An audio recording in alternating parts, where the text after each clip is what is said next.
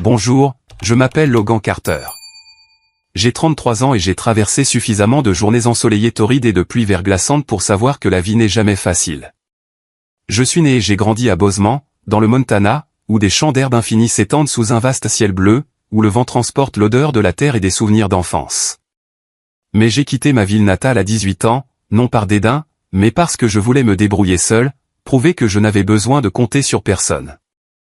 J'aime les machines, la façon dont les systèmes complexes vrombissent ensemble pour prendre vie. Et donc, je suis devenu mécanicien automobile. Ce n'est pas un métier prestigieux, mais pour moi, c'est tout. Je vis maintenant à Fort Collins, dans le Colorado, dans un petit appartement en location au 2e étage d'un vieil immeuble en briques rouges de la banlieue. L'appartement n'a rien de spécial, des planchers en bois qui craquent, des fenêtres donnant sur une rue calme parsemée d'érables vieillissants, et une petite cuisine toujours légèrement parfumée de l'arôme familier du curry de ma femme. Dans l'arrière-cour en contrebas se trouve un petit garage où je bricole des voitures après mes heures de travail, immergé dans l'odeur d'huile de moteur et le grondement des moteurs. Le travail est éreintant, mais chaque fois que j'ouvre un capot et que j'entends un moteur ronronner doucement après une réparation, je sens un poids se soulever de moi. C'est ma seule et unique fierté. La chose qui me fait croire que j'ai le contrôle sur une petite partie de cette vie. Ma famille se compose de 3 personnes. Moi, Grace et Sophie, notre petite fille. Grace, 31 ans, est la femme la plus forte que je connaisse, bien qu'elle ne l'admettrait jamais. Elle travaille dans un restaurant rapide en ville, endurant de longues gardes pour un salaire qui suffit à peine à rêver. Pourtant, elle garde notre appartement bien rangé et chaleureux. Chaque soir, quand je rentre à la maison épuisé et puant l'huile de moteur, Grace pose un bol de curry fumant devant moi, sourit doucement et demande « Quelque chose d'intéressant s'est passé aujourd'hui, mon amour ?» Elle sait que la réponse est généralement un hochement de tête fatigué, mais elle demande quand même, comme pour me rappeler que, peu importe la dureté du monde, j'ai un endroit où rentrer. Sophie, notre fille de 6 ans, est la lumière de ma vie. Elle a de grands yeux brillants et un sourire qui fait tout fondre. Mais son petit cœur n'est pas fort. Sophie est née avec une malformation cardiaque congénitale. À 4 ans, elle a subi une intervention chirurgicale majeure et nous pensions que les choses iraient bien. Je me souviens encore de ce jour, assis devant la salle d'opération, serrant la main de Grace, aucun de nous ne parlant, juste priant. Quand le médecin est sorti et a dit que Sophie s'en était sortie, je me suis effondré en pleurant comme un enfant. Mais maintenant, elle a encore besoin de contrôles réguliers et de médicaments quotidiens. Et chaque fois que je la vois fatiguée, j'ai l'impression que mon cœur se serre. Depuis le diagnostic de Sophie, la vie n'a jamais été facile pour nous. Un après-midi de fin d'automne, sous le ciel gris de Fort Collins, Grace et moi avons emmené Sophie pour un contrôle de routine. La salle d'examen était froide, puant l'antiseptique, et l'expression du médecin m'a glacé le sang. Il a dit que la valve cardiaque de Sophie s'affaiblissait. Si elle ne subissait pas une 2e opération dans les 3 mois, elle pourrait ne pas s'en sortir. À côté de lui, la coordinatrice financière a parlé doucement. Le coût estimé est d'environ $70 000. $70 000. Ce chiffre m'a frappé comme un coup de poignard dans la poitrine. Grace était assise à côté de moi, sa main agrippant si fort celle de Sophie qu'elle en est devenue pâle. J'ai essayé de garder ma voix stable, posant quelques questions au médecin, mais mon esprit était vide. $70 000, une somme que nous n'avions jamais vue de notre vie. Sur le chemin du retour, la voiture était silencieuse comme une tombe. Sophie somnolait sur la banquette arrière tandis que Grace regardait par la fenêtre, les yeux rouges. Je lui ai pris la main et j'ai dit « Nous trouverons un moyen. » Je te le promets. Mais à l'intérieur, je savais que cette promesse était aussi fragile que la brume du matin. Le poids pesait sur mes épaules, et pour la première fois, je me sentis petit, impuissant face au destin. Cette nuit-là, je n'ai pas pu dormir. Je me suis assis dans le garage, fixant les outils qui reposaient silencieusement sous la lumière fluorescente. Le vent sifflait à travers les fentes de la porte, apportant le froid mordant de l'hiver approchant. J'ai pensé à Sophie, à son sourire, à la façon dont elle m'appelait « Papa » quand je franchissais la porte. J'ai pensé à Grace, à la nuit où elle était restée debout tard pour raccommoder mes vêtements, à la façon dont elle essayait toujours d'être forte pour nous deux. Et j'ai pensé aux $70 000, un mur immense se dressant entre nous et l'avenir. J'ai commencé à chercher tous les moyens possibles de gagner de l'argent. J'ai pris un travail de nuit dans un autre garage automobile à environ 16 km de la maison. Le jour, je travaillais dans mon garage familier, transpirant sous les lumières fluorescentes, les mains tachées d'huile de moteur. La nuit, je conduisais mon vieux pick-up jusqu'au nouvel atelier, où l'odeur d'essence et le son des compresseurs d'air se mêlaient à l'obscurité froide. Le travail là-bas était plus dur, principalement la réparation de gros camions, mais le salaire était légèrement meilleur. Je me suis dit que si je poussais juste un peu plus fort, j'aurais une chance. Les premiers jours, j'avais assez de force pour endurer. Mais bientôt, mon corps a commencé à protester. Mes mains calleuses, gercées et saignantes à force de manier une clé à molette jour et nuit, me faisaient mal à chaque tour de boulon. Mes articulations semblaient sur le point de se disloquer. Mes yeux brûlaient par manque de sommeil et mon dos me lançait comme si un rocher pesait dessus. Mais je n'ai pas arrêté. Chaque dollar que je gagnais ressemblait à une goutte de médicament pour le cœur fragile de Sophie. Je me disais, juste une garde de plus, un jour de plus, et je serai plus près de cet argent. Pendant que je me jetais à corps perdu dans le travail, Grace devenait de plus en plus distante. Elle n'était plus la femme qui souriait et posait un bol de curry devant moi chaque soir. Elle a commencé à perdre le sommeil, ses yeux cernés de noir, ses cheveux emmêlés par négligence. Je la trouvais souvent assise en silence dans la cuisine sous la faible lumière jaune, fixant une pile de factures empilées sur la table. Elles étaient comme des couteaux aiguisés qui entaillaient notre espoir. « Logan, qu'est-ce qu'on va faire ?» demanda-t-elle, la voix tremblante. Mais tout ce que je pouvais faire, c'était lui tenir la main et dire « Je trouverai un moyen ». La vérité, c'est que je n'avais pas de plan clair, seulement le désespoir et une croyance fragile que je devais y arriver. Avec le temps, Grace s'enfonça plus profondément dans la peur. Chaque fois que Sophie toussait, même doucement, elle se détournait, les épaules secouées. Je savais qu'elle pleurait, mais elle ne voulait pas que je le voie. Elle a commencé à me blâmer, bien qu'elle ne l'ait jamais dit ouvertement. Si tu gagnais plus d'argent, si tu travaillais plus dur, peut-être que Sophie n'aurait pas à souffrir comme ça, ses yeux semblaient le dire. Nos dîners devinrent silencieux, remplis seulement du cliquetis des cuillères contre les bols et du babillage innocent de Sophie. Un mur invisible grandissait entre Grace et moi, et je ne savais pas comment le démolir. Je voulais la serrer dans mes bras, lui dire que j'avais peur et que je souffrais aussi, mais je ne pouvais pas. Je devais être fort, car si je m'effondrais, notre famille s'effondrerait. J'ai continué à essayer.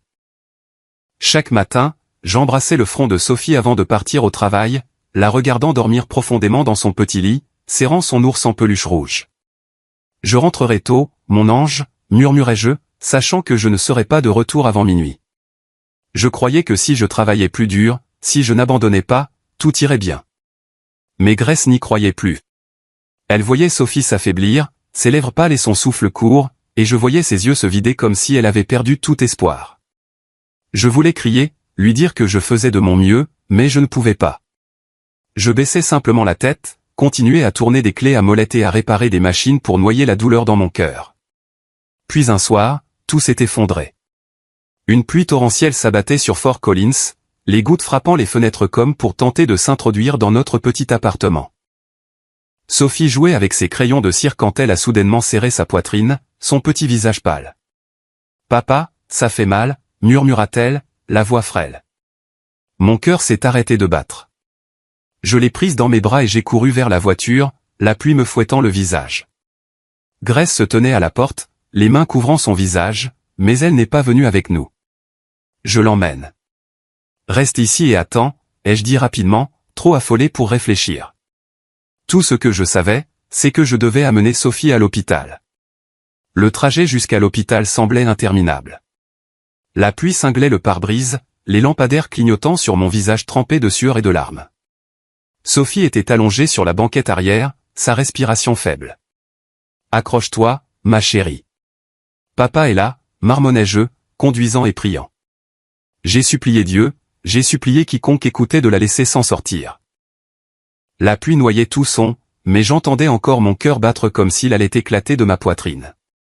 Les médecins ont emmené Sophie d'urgence aux urgences. Je suis resté dans le couloir, les mains tremblantes, mes vêtements trempés collés à mon corps. Les minutes s'étiraient comme des siècles. J'ai pensé à Sophie. Je ne pouvais pas la perdre. Je ne pouvais pas. Finalement, le médecin est sorti, disant que Sophie était stabilisée mais devait rester en observation. J'ai hoché la tête, me sentant comme si on m'avait tiré du bord d'un abîme. Mais quand j'ai posé des questions sur les coûts, les yeux du médecin se sont assombris. Nous ferons ce que nous pouvons, mais vous devez préparer plus de fonds. L'état de Sophie ne peut pas attendre longtemps. Je suis rentré chez moi vers l'aube. Mes jambes étaient lourdes comme du plomb. La pluie avait cessé, mais l'air était encore glacial. J'ai ouvert la porte, espérant voir Grace attendre avec une tasse de café chaud, comme elle le faisait toujours. Mais l'appartement était étrangement silencieux. La lumière du salon était allumée, mais il n'y avait personne. L'odeur froide de curry restant flottait dans la cuisine, la vaisselle intacte sur la table. J'ai appelé le nom de Grace, mais seul mon écho a répondu. Puis je l'ai vue. Une courte lettre sur la table, de l'écriture tremblante de Grace.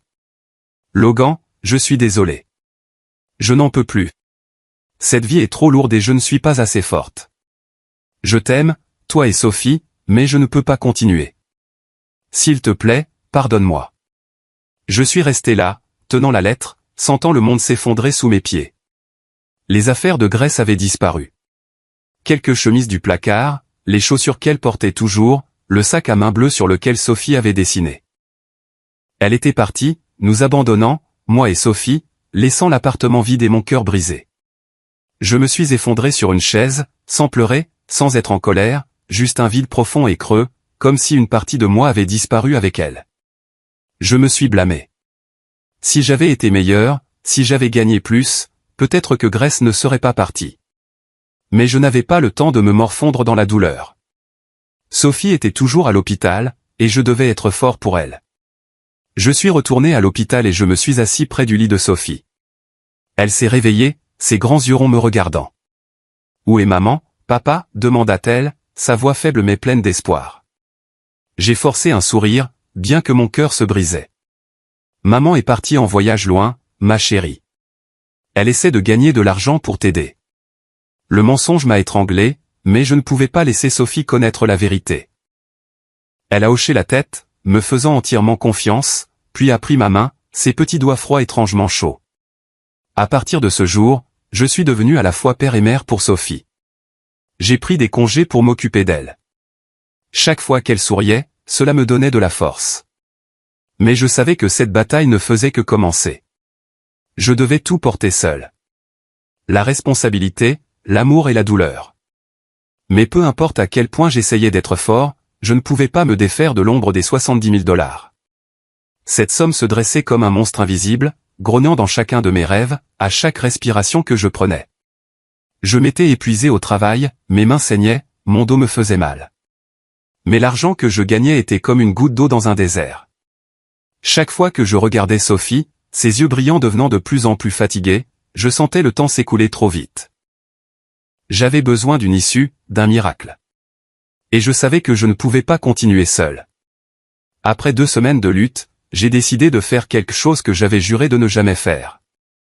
Retourner à Denver et affronter mes parents. Je n'aurais jamais pensé devoir les supplier. Pas après tout ce qui s'était passé. Mais pour Sophie, j'étais prêt à ravaler ma fierté et à affronter le passé. J'ai pris des dispositions pour que Sophie reste à l'hôpital sous la garde des infirmières, je lui ai embrassé le front et j'ai dit, « Papa part pour un court voyage, mon ange. Sois sage, d'accord ?» Sophie a hoché la tête, serrant son ours en peluche rouge, son faible sourire me serrant le cœur. Le trajet de Fort Collins à Denver m'a semblé plus long que dans mes souvenirs. Mon vieux pick-up cliquetait à chaque accélération, comme s'il était aussi las que moi. Le paysage, des champs arides et des montagnes lointaines et brumeuses, a ravivé des souvenirs d'enfance, mais aucun d'entre eux n'était agréable. J'ai grandi dans une famille riche mais froide. Mes parents, Harold et Martha Carter, possédaient Carter Automotive Supply, une entreprise de distribution de pièces automobiles de longue date dans le Colorado. Ils vivaient pour le profit et le prestige, et dans leur monde, j'ai toujours été l'enfant de rechange. Mon frère cadet, Jonathan, était leur fierté, le fils avec un avenir, destiné à hériter de l'empire familial. Moi, Logan, j'étais l'obstiné, plus intéressé par les machines que par les chiffres. Et pour cela, j'étais considéré comme un échec. À 18 ans, j'ai quitté Bozeman, coupant tous les liens avec ma famille. Je voulais prouver que je pouvais m'en sortir seul, sans leur pitié ni leur comparaison mordante. Mais maintenant, assis dans le camion, agrippant le volant, je me sentais plus petit que jamais. Je n'étais pas là pour me réconcilier ou chercher le pardon. J'étais là pour Sophie, la seule raison pour laquelle je pouvais supporter d'affronter le passé.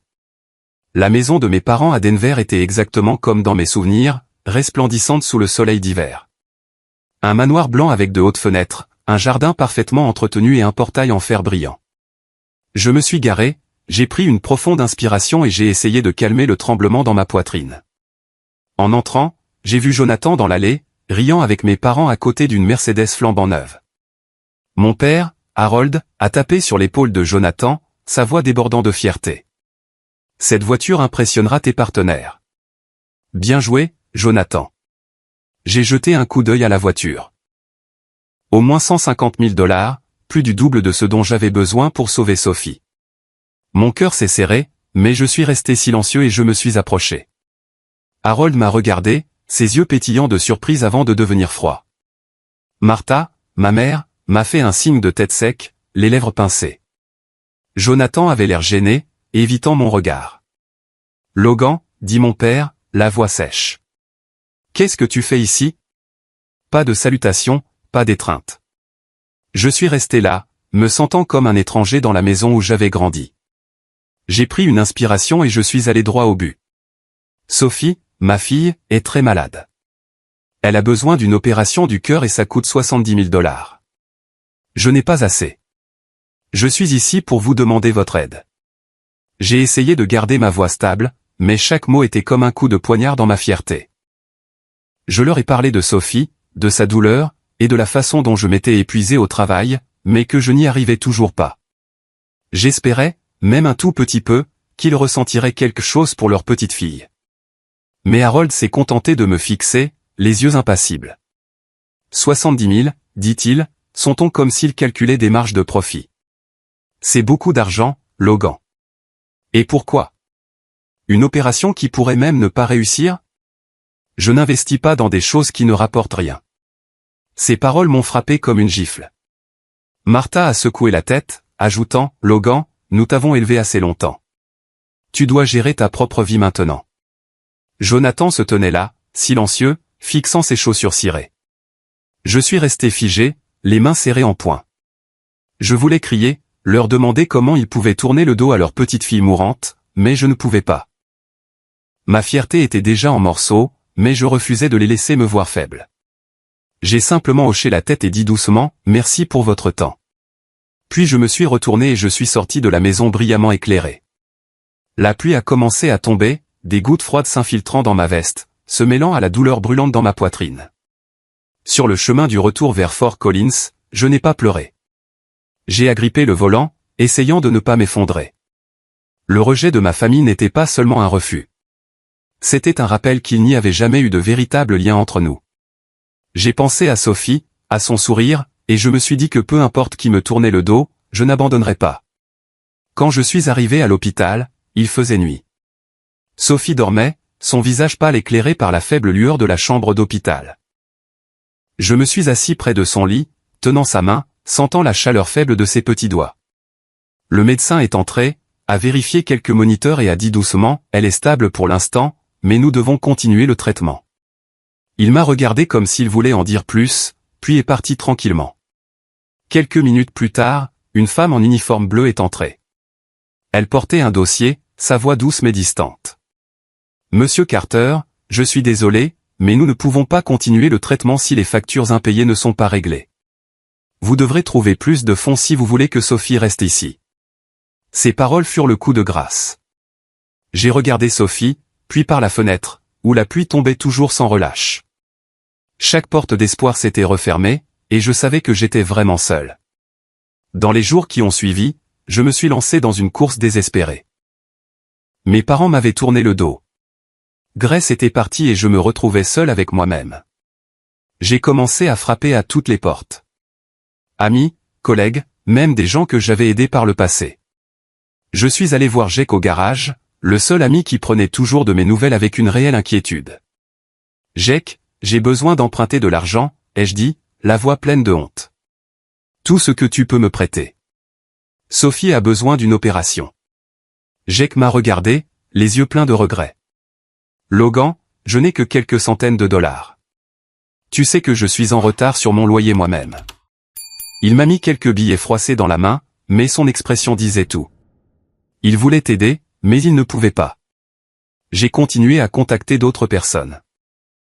Le propriétaire de l'épicerie où Grace faisait ses courses, la voisine qui nous apportait des biscuits, même le patron grincheux de l'équipe de nuit au garage. Mais les réponses étaient toujours les mêmes. Je suis vraiment désolé, Logan. Ou pire, ils évitaient mon regard, marmonnant de vagues excuses. Je ne les blâmais pas. Chacun a ses propres difficultés, et 70 000 $, ce n'est pas quelque chose que les gens peuvent facilement prêter. J'ai commencé à vendre tout ce qui avait de la valeur.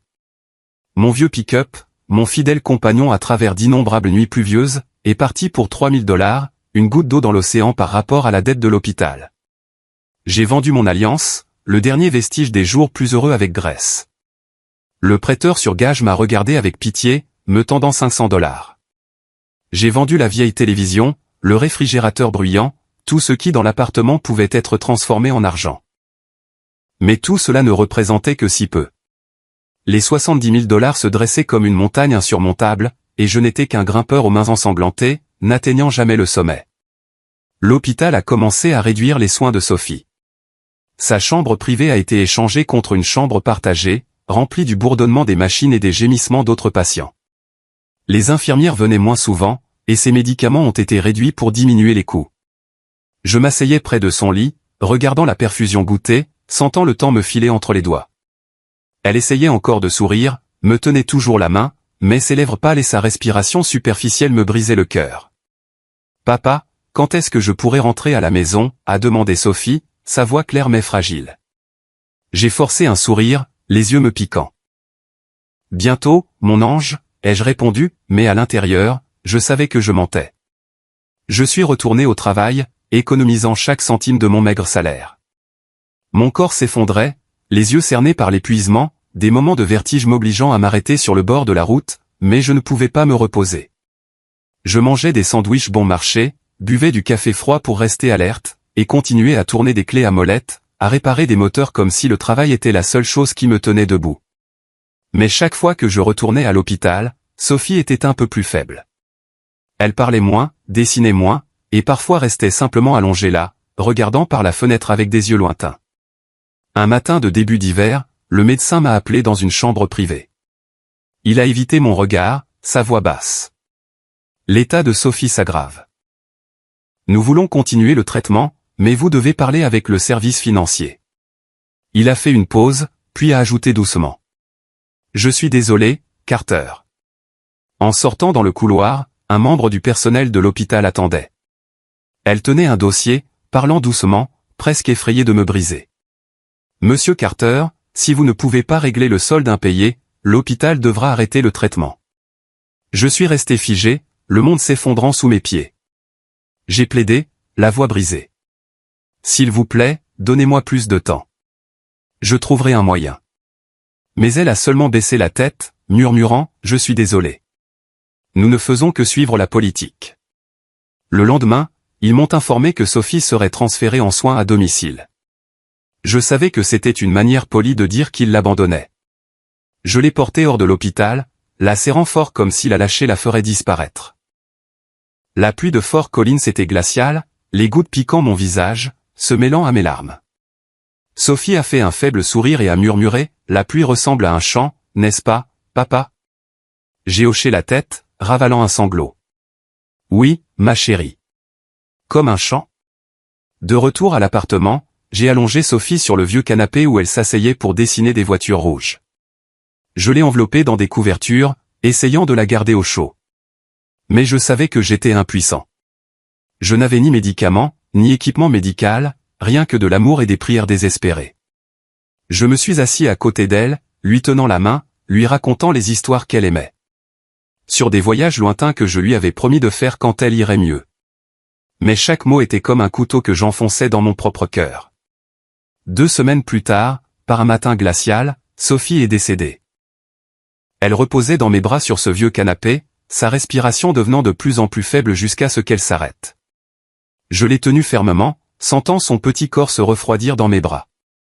Dehors, la pluie tombait régulièrement, froide et implacable, comme les derniers battements de mon cœur. Je n'ai pas crié. Je suis juste resté assis là, silencieux, fixant le visage de Sophie alors qu'elle glissait dans un sommeil éternel. Elle avait l'air paisible, comme si elle était enfin libérée de la douleur. Mais moi, j'avais l'impression d'être mort avec elle. Je ne sais pas combien de temps je suis resté assis là. Des heures, peut-être une journée entière. La pluie noyait tout son, mais dans mon esprit, le rire de Sophie résonnait, clair et lointain. J'ai ramassé le dessin à côté d'elle, mes doigts tremblants traçant les couleurs tachées. Je suis désolé, ma chérie, ai-je murmuré, la voix brisée. J'ai essayé, mais je n'étais pas assez bon. Les jours qui ont suivi étaient comme vivre en fantôme. Le petit appartement semblait plus froid que jamais, comme si la chaleur de Sophie avait emporté l'âme de cet endroit avec elle. Je n'allumais pas les lumières, ne cuisinais pas, je restais simplement assis en silence sur le vieux canapé où elle était décédée. Chaque coin de la maison était rempli de souvenirs. Son ours en peluche rouge, seul dans un coin, ses dessins scotchés au réfrigérateur, son rire résonnant faiblement dans mon esprit. Mais elle était partie, et j'avais l'impression de ne plus être moi-même. J'ai organisé les funérailles de Sophie, bien que chaque étape me semblait être une marche sur des épines. Je n'avais pas d'argent pour quelque chose de grandiose, mais je voulais qu'elle soit accompagnée dignement. Au salon funéraire, j'ai choisi un petit cercueil en chêne, simple mais chaleureux. J'ai demandé une inscription, Sophie Carter, la petite lumière de papa. C'était tout ce que je pouvais faire, une dernière promesse pour lui faire savoir que même si elle était partie, elle serait toujours la lumière de ma vie. J'ai appelé mes parents, la voix tremblante, pour les informer de la mort de Sophie. Les funérailles ont lieu samedi au petit cimetière à l'est de Fort Collins, ai-je dit, espérant, même un tout petit peu, qu'ils viendraient, qu'ils voudraient dire au revoir à leur unique petite fille. Mon père, Harold, a seulement marmonné au téléphone, la voix froide. Je verrai si nous pouvons venir. Ma mère, Martha, n'a rien dit, juste soupiré. J'ai raccroché, sentant un autre coup de poignard dans mon cœur. Le jour des funérailles est arrivé et Fort Collins était enveloppé dans un matin d'hiver gris. Une légère neige tombait, poudrant les arbres nus à l'extérieur du cimetière. Le vent balayait, apportant un froid glacial. Je me tenais là, les poings serrés, regardant le petit cercueil de Sophie reposer sur le sol gelé. Pas de couronne somptueuse, pas de grande réunion de famille. Juste quelques voisins et collègues du garage sont venus, me tapotant silencieusement l'épaule. Jake se tenait à côté de moi, ne disant rien, posant simplement sa main sur mon épaule pour partager la douleur. J'ai hoché la tête en signe de gratitude, mais mes yeux étaient vides, comme si mon âme était partie avec Sophie. J'ai regardé autour de moi, cherchant mes parents ou même Jonathan, mais personne n'est venu. Je les avais appelés à nouveau avant les funérailles pour m'assurer qu'ils savaient. Nous essaierons, mais ne compte pas dessus, avait dit ma mère, sa voix plate, comme si la mort de Sophie ne méritait pas leur attention. Je n'ai pas demandé plus, j'ai juste raccroché, me sentant gifler une fois de plus. Mais je ne m'attendais pas à ce que le coup suivant fasse encore plus mal. Après la cérémonie, quand tout le monde était parti, je suis resté près de la tombe de Sophie, regardant la neige recouvrir lentement la pierre tombale. J'ai posé son ours en peluche rouge dessus, celui qu'elle tenait toujours en attendant que je rentre à la maison. Le vent était glacial, mais je ne voulais pas partir. C'était la dernière fois que je pouvais être avec elle, la dernière fois que je pouvais la protéger. Je me suis agenouillé, touchant la pierre tombale, et j'ai murmuré, « Je t'aime, Sophie. Je t'aimerai toujours. » Sur le chemin du retour, j'ai sorti mon téléphone pour envoyer un texto de remerciement à ceux qui étaient venus. Mais une notification est apparue d'une application que j'utilisais rarement. C'était une publication de Jonathan, mon frère. Une photo de famille prise dans une station de ski de luxe à Aspen. Mes parents, Harold et Martha, se tenaient à côté de Jonathan et de sa femme, tous les quatre souriant vivement près d'une cheminée chaleureuse, des lumières de Noël scintillant en arrière-plan. La légende de Jonathan disait, « Précieux moment en famille. Merci, maman et papa, pour ce voyage incroyable. » Je me suis figé sur le trottoir, le téléphone glissant dans la neige. Une vague de douleur a déferlé dans ma poitrine comme si quelqu'un m'avait déchiré le cœur. Ils n'avaient pas seulement refusé d'aider à sauver Sophie ou ignoré mes supplications. Ils avaient choisi de partir en vacances, riant et souriant, pendant que j'enterrais ma fille. Pendant que Sophie, leur petite fille, reposait sous la terre froide. Cette deuxième gifle m'a fait plus mal que la première. Pas seulement un rejet, mais une négation complète de l'existence de Sophie, de mon existence, de la douleur que je portais. J'ai ramassé le téléphone, les mains tremblantes, et j'ai supprimé la notification. Je ne voulais pas la voir. Je ne voulais plus penser à eux. Mais l'image s'est accrochée à moi, une blessure qui ne guérirait jamais. Je suis rentré chez moi, l'esprit vide. L'appartement m'a accueilli avec un silence de mort. Plus de rire de Sophie. Plus de curry de graisse. Juste moi, seul, avec une douleur aussi lourde que le monde sur mes épaules. Cette nuit-là, je me suis assis sur le canapé où Sophie était décédée. J'ai ouvert une vieille bière du réfrigérateur mais je n'ai pas pu la boire. Je suis resté assis là, pensant aux jours passés, à la façon dont j'avais essayé, lutté, mais n'avais toujours pas pu garder Sophie avec moi. J'ai pensé à mes parents, à Jonathan, à leur sourire sur cette photo. Et je me suis demandé pourquoi. Pourquoi pouvait-il me tourner le dos, à moi, à Sophie, si facilement? Je n'ai pas pleuré, non pas parce que j'étais fort, mais parce que je n'avais plus de larmes. Je me suis levé et je me suis dirigé vers le dessin de Sophie, touchant les lignes rouges tachées. Je te le promets, ma chérie, ai-je murmuré, la voix brisée. Je continuerai à vivre pour toi. Je ne te laisserai pas disparaître. Cette petite promesse était la seule chose qui me tenait debout. Je ne savais pas où j'irais ni ce que je ferais, mais je savais que je ne pouvais pas abandonner. Pas pour moi, mais pour Sophie. Pour la petite lumière qui vivait encore en moi, même si ce n'était qu'un souvenir. Je suis retourné travailler au garage, mais je n'étais plus le Logan que j'étais. Je travaillais comme une machine, les mains tournant des clés, les yeux fixés sur les moteurs, mais mon esprit dérivait ailleurs. Je perdais la notion du temps, oubliant parfois de manger. Jake, mon collègue et ami, me mettait souvent un sandwich bon marché ou une tasse de café froid dans la main, en disant « Tu dois manger quelque chose, Logan. Tu vas t'effondrer sinon. » Je hochais la tête, enfournant la nourriture dans ma bouche, mais je ne pouvais pas la goûter. Tout était fade, comme si le monde avait perdu ses couleurs depuis le départ de Sophie.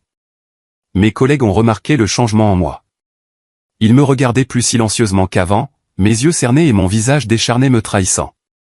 J'ai qu'à essayer de demander plusieurs fois, sa voix pleine d'inquiétude. « Ça va, Logan ? Dis quelque chose, mec. » Je secouais simplement la tête, forçant un sourire. « Je vais bien. Juste fatigué. » Mais je n'allais pas bien. Il le savait, et je savais qu'il voulait aider, mais personne n'osait en demander plus. Peut-être voyait-il la douleur dans mes yeux, une douleur que je ne pouvais cacher, peu importe à quel point j'essayais. Le soir, quand les lumières du garage s'éteignaient, je m'asseyais seul dans le petit garage de l'arrière-cour. L'espace vide où mon pick-up était autrefois garé n'était plus qu'une parcelle de béton taché d'huile. Je restais assis là, fixant l'obscurité, me souvenant des nuits pluvieuses où je portais Sophie jusqu'à la voiture, conduisant et priant pour qu'elle s'en sorte. La faible odeur d'essence flottait dans l'air, se mêlant au froid mordant de l'hiver. Je me demandais si j'avais été plus rapide, plus fort. Sophie serait-elle encore là? Mais aucune réponse ne venait. Seulement le vent froid sifflant à travers les fentes de la porte, comme pour me rappeler que tout était fini. Parfois, j'allumais la vieille radio dans le garage, celle avec laquelle Sophie jouait quand elle était petite. À travers son haut-parleur grésillant, sa voix revenait à la vie, chantant une mélodie enfantine, déformée mais claire. « Écoute-moi chanter, papa », avait-elle gazouillé un jour, gloussant alors que je faisais semblant d'applaudir. Maintenant, cette chanson était la seule preuve qu'elle avait jamais existé, qu'elle avait été ma petite lumière. Je m'asseyais en silence, laissant le son remplir le vide froid, comme si éteindre la radio ferait disparaître Sophie pour toujours. J'ai pensé à quitter Fort Collins, à recommencer dans un nouvel endroit où il n'y aurait aucun souvenir de Sophie, de Grèce, de ces jours douloureux. J'ai imaginé recommencer dans un état inconnu où personne ne savait qui j'étais. Mais chaque fois que je commençais à faire mes bagages, je m'arrêtais. Chaque rue de Fort Collins, chaque restaurant, chaque station-service que j'avais croisé portait des traces de Sophie. Le fast-food où travaillait Grèce, le coin où Sophie aimait montrer les voitures rouges, l'hôpital où j'avais supplié pour qu'elle vive. Tout cela faisait partie d'elle. Si je partais, je craignais que son souvenir ne s'estompe comme la neige fondant au soleil. Et je ne pouvais pas supporter ça. Mes finances diminuaient. Après les funérailles, j'avais vendu presque tout dans l'appartement, la vieille table de cuisine, le fauteuil que Grèce aimait, même le lit que nous partagions. Mais l'argent ne couvrait que le loyer et quelques factures médicales restantes. J'ai dû réduire mes gardes de nuit à l'autre atelier car mon corps ne pouvait plus le supporter. Certaines nuits, je toussais de manière incontrôlable, ma poitrine me faisant mal à cause du froid et de l'épuisement. Je buvais du café pour rester alerte, mais parfois mes mains tremblaient tellement que je ne pouvais pas tenir une clé. Je savais que j'étais en train de m'effondrer. Mais je me levais quand même chaque matin, je prenais mon sac à outils et je sortais. Le travail était la seule chose qui m'empêchait de m'effondrer, le seul moyen d'éviter de faire face au vide intérieur. Chaque matin avant le travail, je me tenais devant le dessin de Sophie scotché au mur. Je posais ma main dessus, sentant le papier rugueux sous mes doigts calleux. « Je suis toujours là, ma chérie », murmurais-je. Je continuerai à vivre pour nous deux.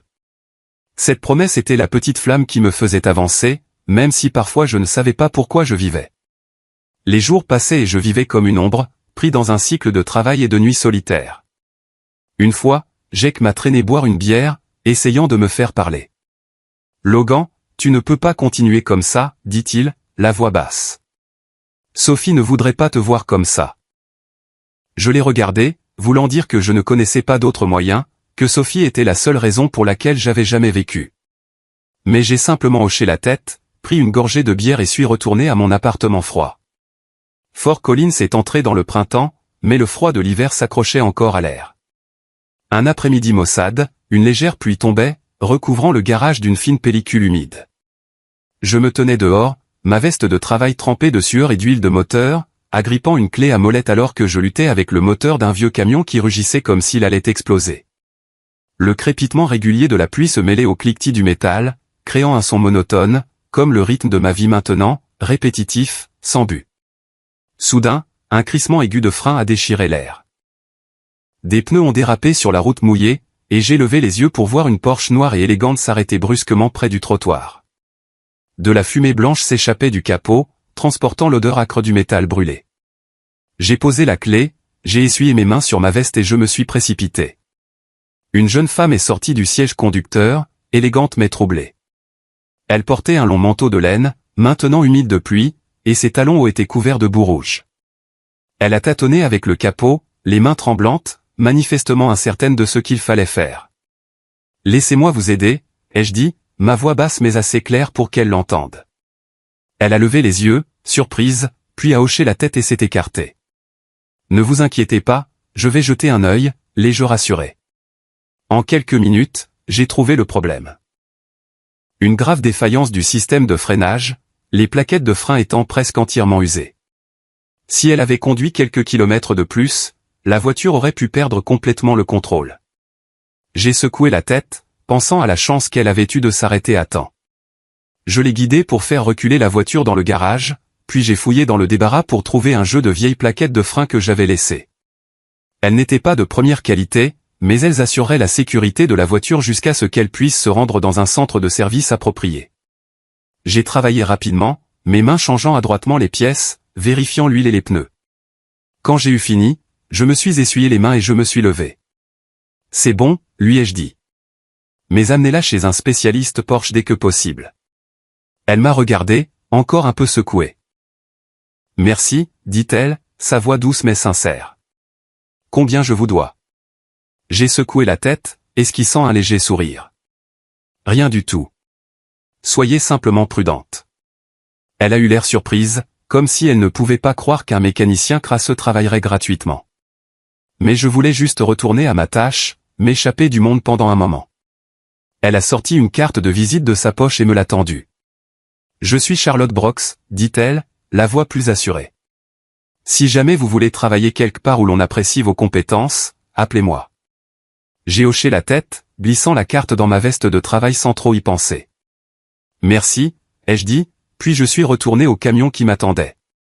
Mais alors qu'elle s'éloignait, j'ai senti quelque chose d'inhabituel s'agiter en moi. Une faible lueur dans l'obscurité de ma vie. 3 jours plus tard, Charlotte est revenue. J'étais sous une Ford, les mains couvertes d'huile, quand j'ai entendu le claquement de talons hauts sur le sol en béton. J'ai glissé de dessous et je l'ai vue là, toujours dans son manteau de laine, mais souriant cette fois. « La Porsche a parfaitement fonctionné », dit-elle, les yeux brillants. Je l'ai emmenée dans un centre de service, et ils ont dit que vous aviez fait un travail incroyable. Ces vieilles plaquettes de frein m'ont sauvé d'un désastre. J'ai hoché la tête, ne sachant que dire à part, c'est bon à entendre. Mais Charlotte ne s'est pas arrêtée là. Elle a jeté un coup d'œil autour du garage délabré, ses murs écaillés et ses outils en désordre, puis m'a regardé droit dans les yeux. Logan, avez-vous déjà pensé à travailler dans un endroit plus grand, a-t-elle demandé. L'entreprise de mon père, Brox Automotive Group, recherche quelqu'un avec vos compétences. Bon salaire, environnement professionnel. Vous le méritez. Je me suis figé un instant. Son offre était comme une bouffée d'air frais dans ma vie étouffante. J'ai regardé autour du garage où j'avais versé des années de sueur, où les souvenirs de Sophie persistaient. Des jours où je l'avais portée ici, la laissant jouer avec les outils et rire. J'y réfléchirai, ai-je dit, la voix basse. Charlotte a hoché la tête, me faisant un doux sourire, puis est partie. Mais la carte de visite dans ma poche est soudainement devenue lourde, comme si elle portait une possibilité que je n'avais pas osé envisager. Ce soir-là, l'appartement était aussi froid et silencieux que jamais. Je me suis assis sur le canapé, les yeux lasses, mais pour la première fois un peu plus brillants. Je tenais la carte de Charlotte, mes doigts traçant les lettres en relief. J'ai pensé à Sophie, à son sourire, à la façon dont elle voulait toujours que je sois fort. Peut-être que tu voudrais que j'essaie à nouveau, hein, ai-je murmuré comme si Sophie était assise là à m'écouter. J'ai pris le téléphone, ma main tremblant en composant le numéro de Charlotte. Il a sonné plusieurs fois avant que sa voix ne se fasse entendre, légère mais énergique. Allô, qui est à l'appareil? C'est Logan, ai-je dit. Il y a eu une brève pause, puis sa voix s'est éclaircie. Logan? J'espérais que vous appelleriez. J'ai pris une inspiration et j'ai dit, je veux essayer le travail chez Brox Automotive Group. Je veux le faire. Charlotte a ri, sa voix chaleureuse au téléphone. Super. Demain, venez à notre siège à Denver. Je vous attendrai. J'ai raccroché, me sentant comme si je venais de franchir une porte sans savoir où elle menait. J'ai regardé le dessin de Sophie, sa ligne rouge délavée toujours vibrante à mes yeux. J'y arriverai, ma chérie, ai-je murmuré. Pour toi, j'essaierai. Le lendemain, j'ai conduit jusqu'à Denver, le cœur lourd mais traversé d'une étincelle d'espoir. Le siège de Brox Automotive Group se trouvait à la périphérie de la ville, un bâtiment moderne et élégant avec des fenêtres en verre étincelantes et un grand logo gravé sur le portail. Charlotte m'a accueilli dans le hall, son sourire confiant intact. Bienvenue, Logan, dit-elle en me conduisant dans un bureau spacieux. Elle m'a présenté au directeur technique, un homme d'âge mûr aux yeux vifs. Montrez-nous ce que vous savez faire, a-t-il dit. J'ai hoché la tête et je suis entré dans l'atelier où des rangées de voitures de luxe polies brillaient. L'odeur familière d'huile de moteur et de métal m'a calmé. Ils m'ont montré une BMW avec un problème de moteur qui avait déconcerté les autres techniciens. Je me suis mis au travail, écoutant le vrombissement des moteurs, sentant le carburant brûler, ressentant chaque vibration. En quelques minutes, j'ai identifié un défaut subtil dans le système d'allumage. Un détail que quelqu'un avait négligé. Je l'ai réparé, mes mains se déplaçant rapidement comme elles l'avaient toujours fait dans mon ancien garage. Quand le moteur a ronronné doucement, le directeur technique a hoché la tête, une pointe de surprise dans les yeux. « Bien joué, Carter », dit-il. « Bienvenue dans l'équipe. » Dès mes premiers jours chez Brox Automotive Group, j'ai travaillé comme si c'était ma dernière chance. Je n'avais pas de diplôme prestigieux, mais j'avais de l'expérience, des mains calleuses et un cœur qui me rappelait de tenir la promesse faite à Sophie. Je diagnostiquais les problèmes de moteur rien qu'à leur son. Je réparais des voitures de luxe avec une précision qu'aucun ingénieur de l'équipe ne pouvait égaler. Mes collègues ont commencé à me regarder différemment. Non pas avec la pitié que j'avais vue à Fort Collins, mais avec respect. Un jeune homme nommé Mike, nouveau dans le métier, m'a demandé un jour, « Logan, comment sais-tu exactement ce qui ne va pas juste en écoutant ?» J'ai souri, secouant la tête. « Fais-le assez longtemps et tu y arriveras. » Mais à l'intérieur, je savais que ce n'était pas seulement l'expérience. C'était la façon dont je me maintenais en vie. Comment je maintenais Sophie en vie dans chaque vrombissement de moteur. Charlotte visitait fréquemment le centre de service pour superviser les opérations et former le personnel. Elle portait des tailleurs impeccables, les cheveux relevés, mais ses yeux étaient toujours chaleureux quand ils croisaient les miens. J'ai commencé à réaliser qu'elle n'était pas seulement la personne qui m'avait trouvé le travail. Elle voyait en moi quelque chose que j'avais oublié depuis longtemps. Un jour, pendant une pause déjeuner, elle m'a pris à part près de la machine à café, me tendant une tasse chaude. « Tu te débrouilles très bien, Logan, dit-elle doucement. Mais as-tu déjà pensé à te donner une chance de vraiment vivre ?» Je l'ai regardée, ne sachant comment répondre. Vraiment vivre ? J'avais oublié ce que cela faisait depuis la mort de Sophie. Plus nous parlions, plus je voyais que Charlotte était différente. Elle était intelligente, forte, mais profondément authentique. Un après-midi, alors que nous inspections ensemble un nouveau lot de pièces, elle a demandé à brûle-pourpoint, « Avez-vous une famille, Logan ?» La question a éraflé mon cœur comme un couteau. Je lui ai parlé de Sophie, de l'avoir portée sous la pluie, de la façon dont elle s'était éteinte. Je n'ai pas mentionné Grace ni mes parents, mais Charlotte a écouté, ses yeux doux, sans jugement. « Tu es plus fort que tu ne le penses », a-t-elle dit en posant une main sur mon épaule. Pour la première fois depuis des années, j'ai senti que quelqu'un me voyait vraiment. Pas le mécanicien, pas le père raté, mais Logan, une personne. Notre connexion s'est développée à travers de petits moments. Des conversations près de la machine à café, des regards échangés en travaillant sur une voiture, des sourires que je n'avais pas réalisé que j'avais commencé à rendre. Quelques mois plus tard, Charlotte m'a invité à dîner. « Juste un repas, Logan ?» dit-elle avec un sourire enjoué. « Ne me fais pas supplier. » J'ai accepté. Et cette nuit-là, dans un petit restaurant de Denver sous des lumières dorées et chaudes, j'ai senti mon cœur battre à nouveau, même faiblement. Notre relation a commencé discrètement mais sincèrement. Charlotte a apporté une nouvelle brise dans ma vie assombrie. J'ai commencé à rire davantage, à travailler plus dur, et pour la première fois, j'ai senti que j'avais une raison d'essayer. Pas seulement pour Sophie, mais pour moi-même. Mes collègues ont remarqué le changement. Mike a taquiné, « Logan, tu as l'air en forme ces jours-ci. Tu as un secret. » J'ai juste souri, secouant la tête. Mais à l'intérieur, je savais que Charlotte était la lumière que je ne m'attendais pas à trouver. Mais le bonheur ne vient jamais sans défi. Un jour, Charlotte m'a appelé au bureau principal de Brooks Automotive Group. « Mon père veut te rencontrer, » dit-elle, la voix teintée de tension. Richard Brooks, le père de Charlotte et le président de l'entreprise, était un homme puissant aux yeux aussi perçants que des couteaux. J'avais entendu parler de lui, pragmatique, intransigeant, mais juste. Je me suis préparé, sachant qu'il avait probablement entendu parler de notre relation. Dans le bureau de Richard, il était assis derrière un grand bureau, me jaugeant de la tête aux pieds. Charlotte se tenait à proximité, essayant de rester calme, mais j'ai vu ses mains se crisper. « Logan Carter », dit Richard, sa voix profonde et tranchante. « J'ai fait des recherches sur vous. Vos circonstances n'ont pas été faciles. » J'ai hoché la tête, m'attendant à un rejet, à une déclaration que je n'étais pas assez bien pour sa fille. Mais il a continué, « Je ne vous juge pas sur votre passé. Je vous juge sur la façon dont vous le surmontez. Charlotte croit en vous et je lui fais confiance.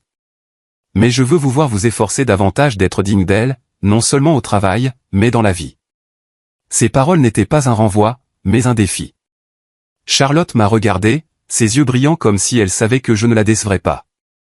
J'ai hoché la tête et j'ai dit, « Je le prouverai par mes actions, monsieur. » Richard a esquissé un léger sourire. « Bien. Faites-le. » En quittant le bureau, Charlotte m'a pris la main, la serrant doucement. « Tu peux le faire, Logan », a-t-elle murmuré. J'ai souri, ressentant un mélange de soulagement et de détermination. Ce n'était pas seulement une chance de me prouver à Richard. C'était une chance de me prouver à moi-même que je pouvais m'élever au-dessus de l'obscurité, que je pouvais vivre une vie digne d'être vécue. À partir de ce moment, je me suis jeté dans le travail avec une énergie renouvelée. Le jour, je donnais tout au centre de service, encadrant l'équipe, m'attaquant aux problèmes les plus difficiles. La nuit, je me suis inscrit à des cours en ligne de gestion des opérations et de leadership, étudiant dans mon petit appartement de Denver sous une lampe de bureau, griffonnant des notes jusqu'à ce que mes yeux me brûlent. Charlotte restait souvent avec moi, apportant du café et des encouragements. « Tu te débrouilles très bien, Logan. N'arrête pas », 3 ans plus tard, j'ai été nommé directeur régional pour la région centrale de Brooks Automotive Group, supervisant tous les centres de service du Colorado, du Wyoming et de l'Utah. Sous ma direction, la productivité a augmenté de 70% et les plaintes des clients sont tombées à presque zéro. Le jour de ma promotion, Charlotte m'a serré fort dans ses bras, murmurant, « Papa a dit, tu as fait ce que peu d'autres auraient pu faire. Transformer la douleur en force. » Je l'ai regardé, puis j'ai regardé le ciel ensoleillé de Denver.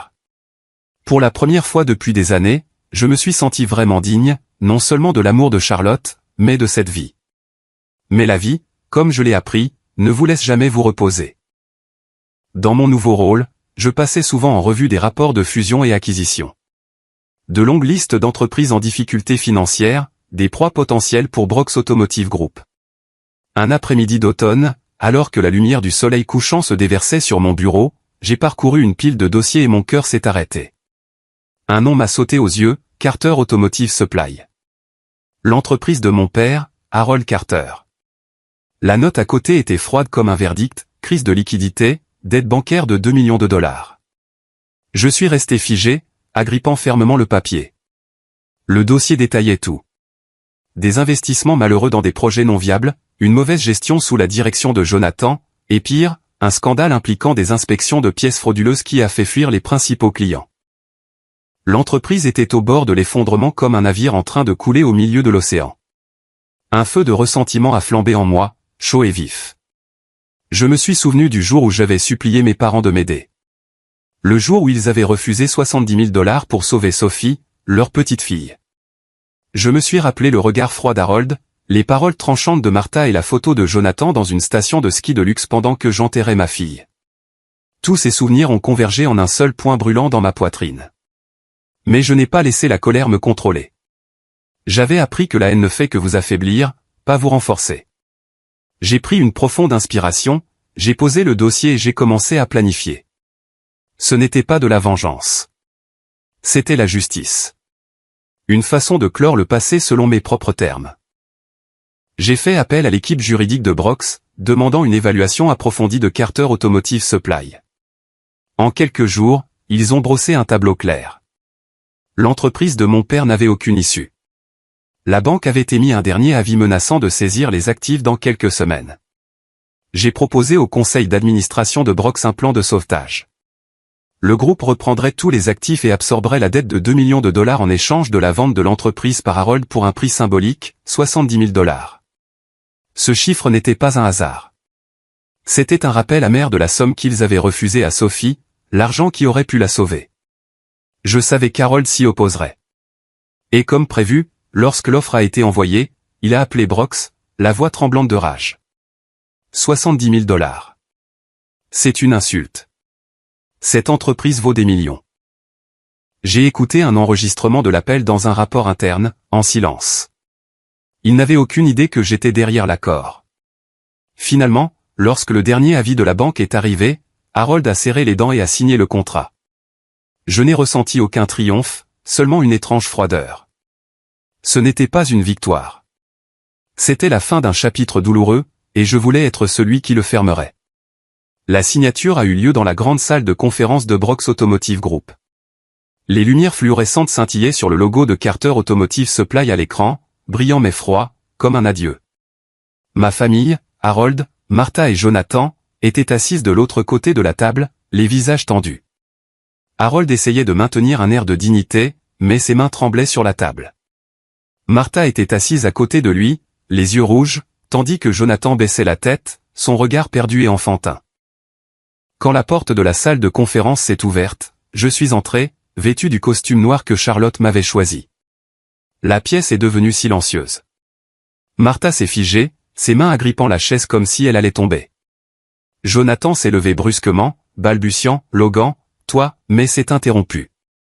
Harold m'a fixé, le visage rigide, essayant de garder son sang-froid, mais ses yeux se sont écarquillés de choc et d'amertume. Je n'ai rien dit, j'ai juste hoché la tête en guise de salutation et je me suis assis en face d'eux. La secrétaire a placé le contrat devant moi.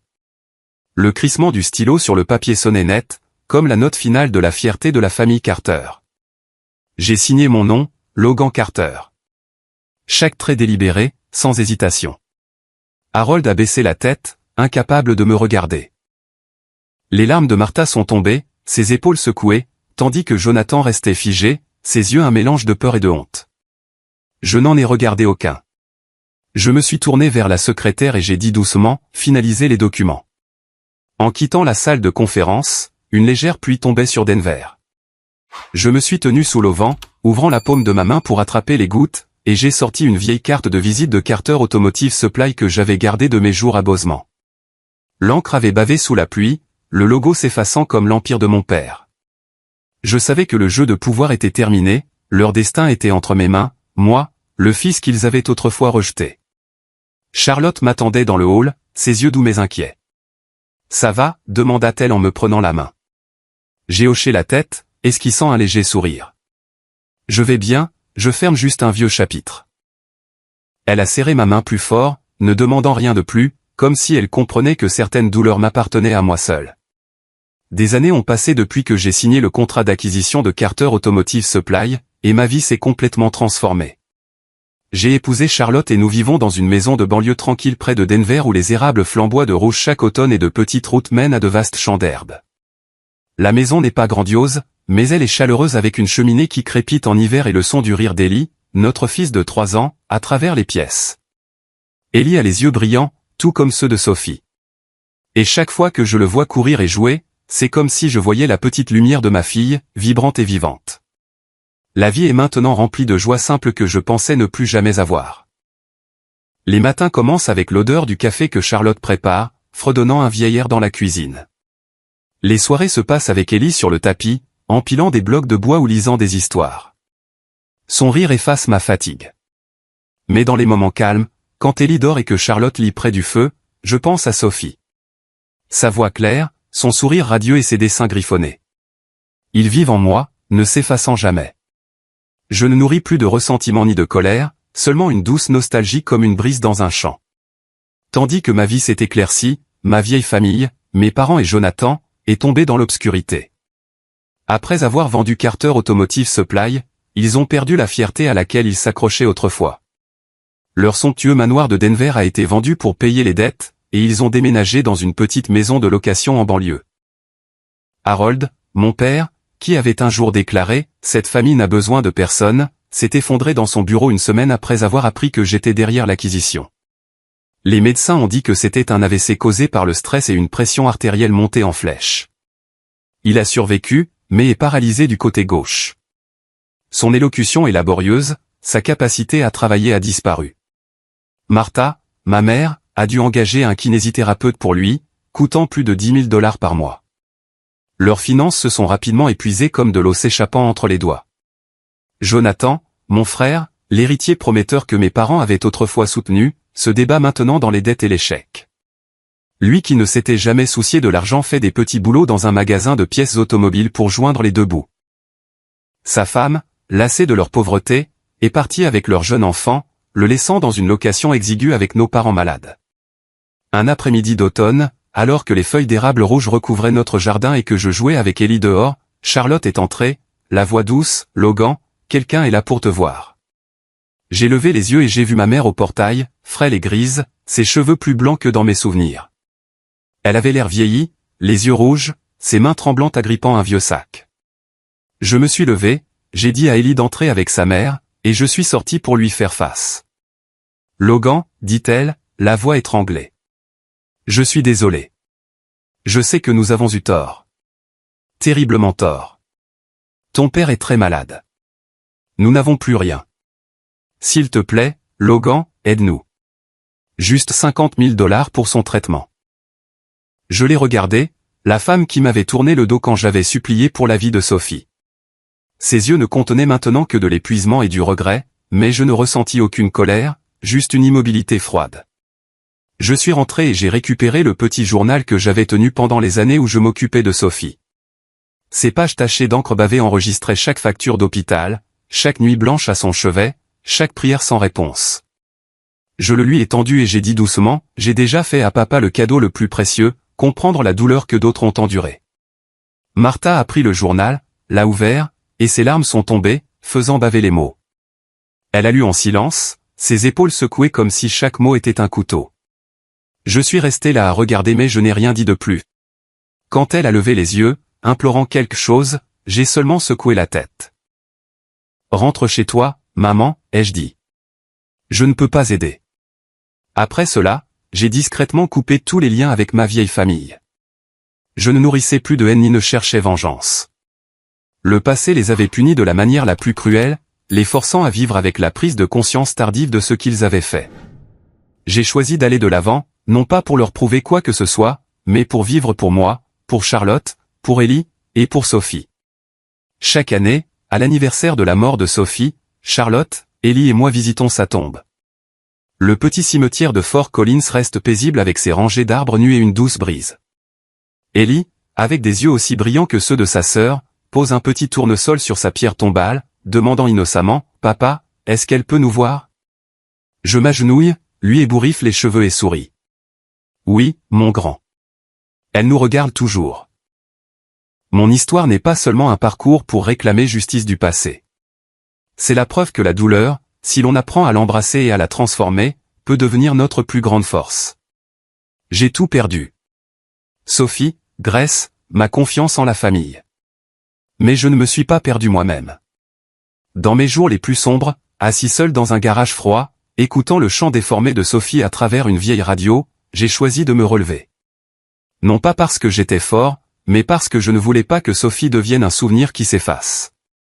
Je voulais qu'elle continue à vivre dans ma façon de vivre, dans ma façon d'aimer. Le pardon, j'ai appris, ne signifie pas oublier.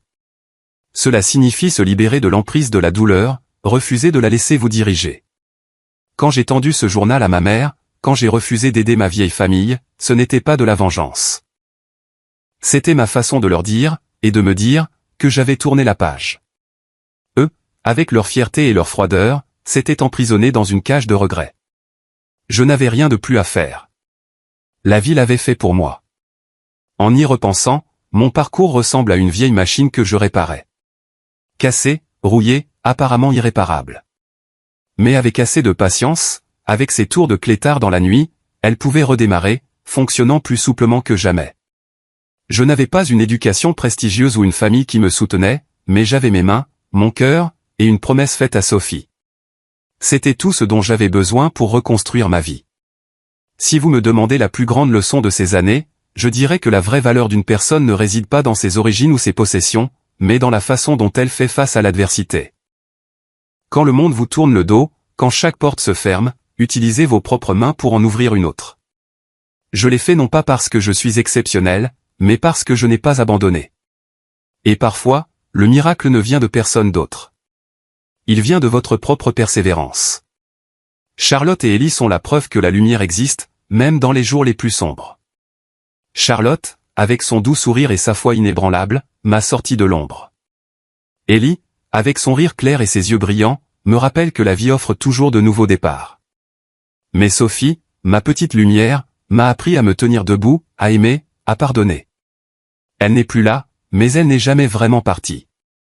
Si vous êtes dans le noir, comme je l'étais autrefois, souvenez-vous que la lumière ne s'éteint jamais. Elle peut être faible, lointaine, mais elle est toujours là, attendant que vous soyez assez patient pour l'atteindre. N'ayez pas peur de la douleur. Laissez-la devenir un carburant, comme je l'ai fait. Et si vous avez été blessé par votre famille, par ceux qui vous sont les plus proches, par des pertes irréparables, ne cherchez pas la vengeance par la haine. Répondez-leur par une vie meilleure.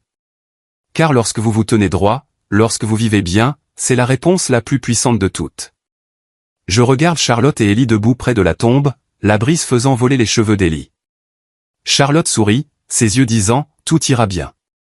Je m'agenouille, posant ma main sur l'inscription « Sophie Carter, la petite lumière de papa », et je murmure « Merci, ma chérie, de m'avoir donné la force ». Le vent transporte l'odeur de l'herbe sèche, et je sens Sophie sourire quelque part dans la lumière du soleil couchant. Nous quittons le cimetière main dans la main, marchant vers la voiture qui attend. Les rocheuses au loin brillent d'un orange, comme une promesse que demain viendra à nouveau. Je serre la main de Charlotte, je tiens Ellie près de moi, et je continue de marcher. La vie, après tout, ne se résume pas à ce que l'on perd. C'est ce que l'on choisit de construire à partir des cendres.